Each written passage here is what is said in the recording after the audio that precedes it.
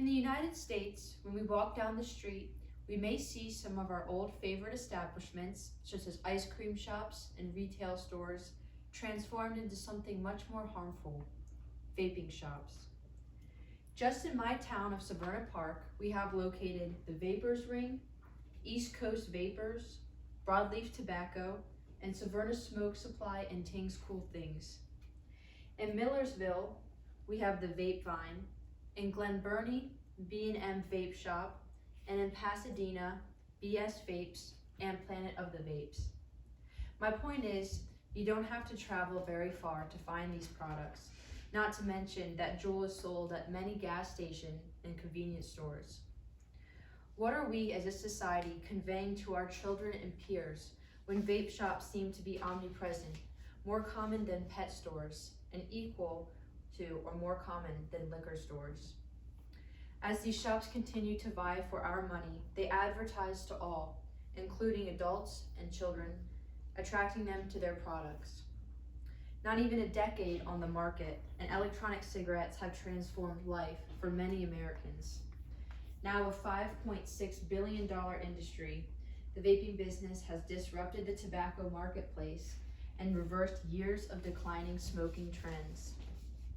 I'm sure that you too have been exposed to different vape advertisements and have seen many individuals vaping in public.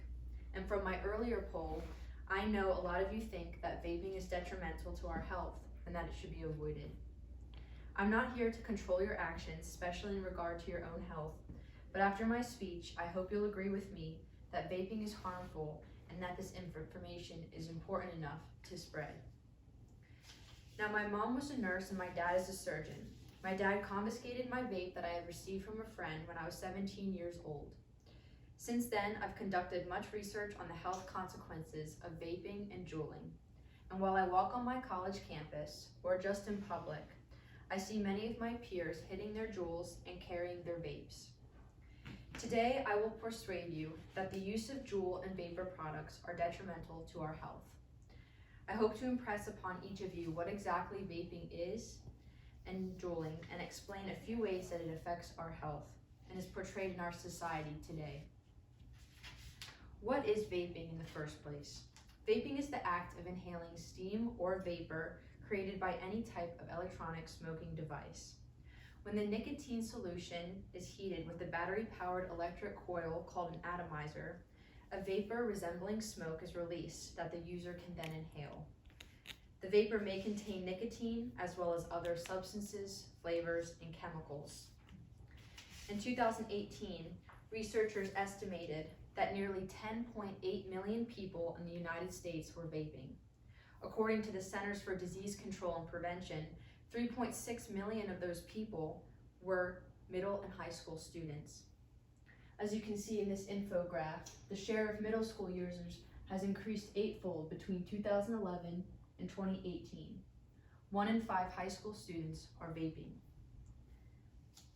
In 2014, vaping became the most common form of tobacco use among people below the age of 25.